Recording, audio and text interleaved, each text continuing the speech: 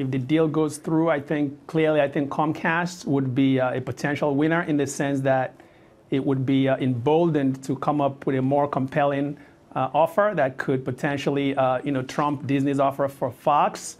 It would provide more regulatory clarity for Comcast to move forward. And I might also add, Fox shareholders, you can throw that as potential winners, but because obviously I think they could get a lot more premium out of Comcast. On the losing column, potentially Netflix comes up, coming on the heels of the repeal of the net neutrality regulations.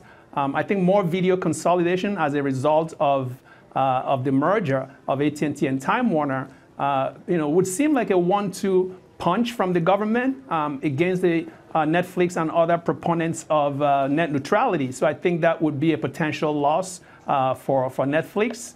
If the deal doesn't get approved, on the other side, I think you can think about a bidding war, for Fox assets being less likely, in which case, if you're a Disney shareholder, you feel a little better that Disney might not be forced to overpay, although the Sky bid from Comcast still raises a possibility there could be some, issues around negotiation between Disney and Comcast to come to some kind of agreement. And also on the losing column, Time Warner, of course, if the deal doesn't go through, it would limit their choices, their options for potential to being a takeover candidate. Although in the near term, I think that they could really look to revert to the core business. Over time, I think Time Warner could still be a prospective candidate.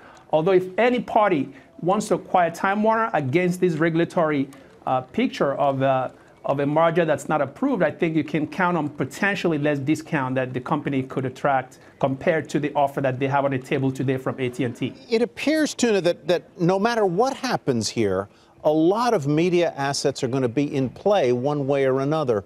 Who are the buyers over the next 10 years? I think it's fair to say that this decision could open the floodgates of M&A, as you alluded to, right?